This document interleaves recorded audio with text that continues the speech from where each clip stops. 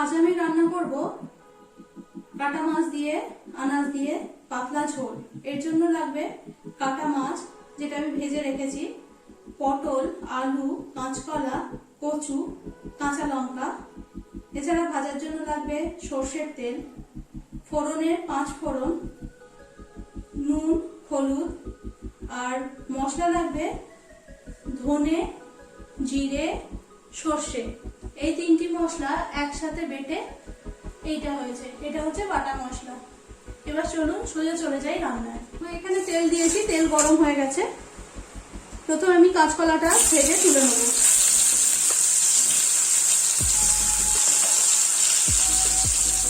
আমি একটা করে আনাজ আমি ভেজে আগে তুলে নেব। মাছ ভেজে রেখে দিয়েছি, সেরকম ভাবেই প্রত্যেকটা আনাজ একটা করে ভেজে তুলে রাখবো। তো আমি কাঁচকলা ভেজে আসছি।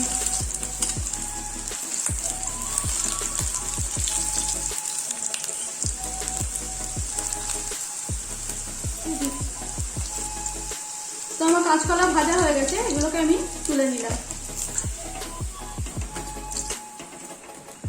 এরপর এতে আমি কচুগুলো ভেজে নেব। কচুগুলো এরকম ভাবেই ভাজা হয়ে যাওয়ার পর আমি ঘুরে আসছি।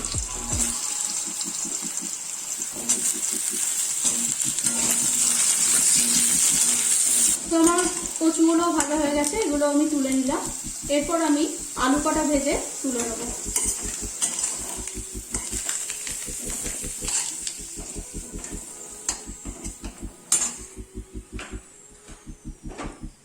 আলুগুলো ছেড়ে দিলাম, এগুলো একটু লাল লাল করে ভেজে আমি ফিরে আসছি।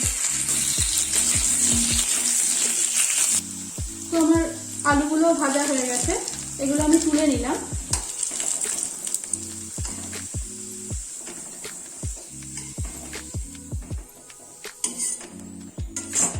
এরপর আমি দেখতেই পাচ্ছেন কতটুকু তেল আছে, আমি এই তেলেতেই পুরো রান্নাটা কমপ্লিট করব।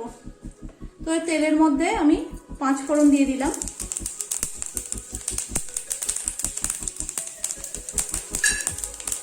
কাঁচা লঙ্কাগুলো দিয়ে দিলাম,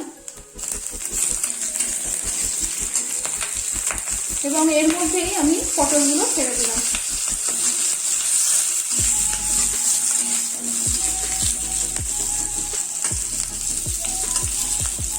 পটলগুলো একটু ভাজা হওয়া অবধি অপেক্ষা করব, বেশি ভাজার প্রয়োজন নেই, হালকা একটু ভাজা ভাজা হলেই আমি ঘুরে আসছি। তো পটল দেখতে পাচ্ছেন এই রকম হলেই হবে, বেশি ভাজার প্রয়োজন নেই। আর অতি অল্প তেলে রান্না, মশলাও সেরকম কিছু নেই, খুবই স্বাস্থ্যকর। পটল ভাজা হয়ে গেছে, এর মধ্যে আমি আগে ভেজে তুলে রাখা আনাজগুলো দিয়ে দেবো। আনাজ, মাছ সব একসাথেই দিয়ে দেবো।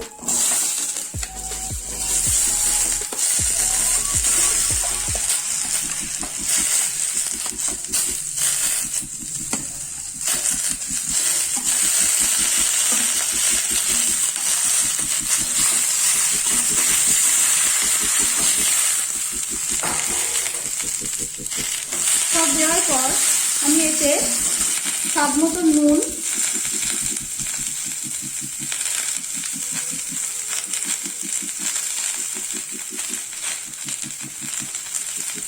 হলুদ,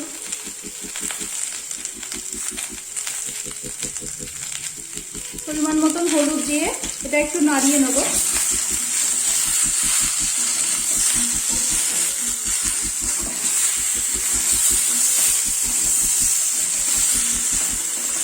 নাড়িয়ে বাটা মশলাটা দিয়ে দেবো।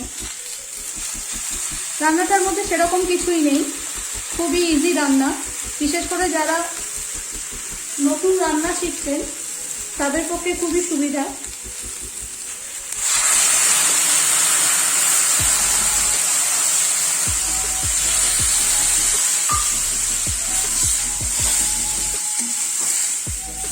মশলাটা দেওয়ার পর আমি এতে পরিমাণ মতন জল দিয়ে দেবো।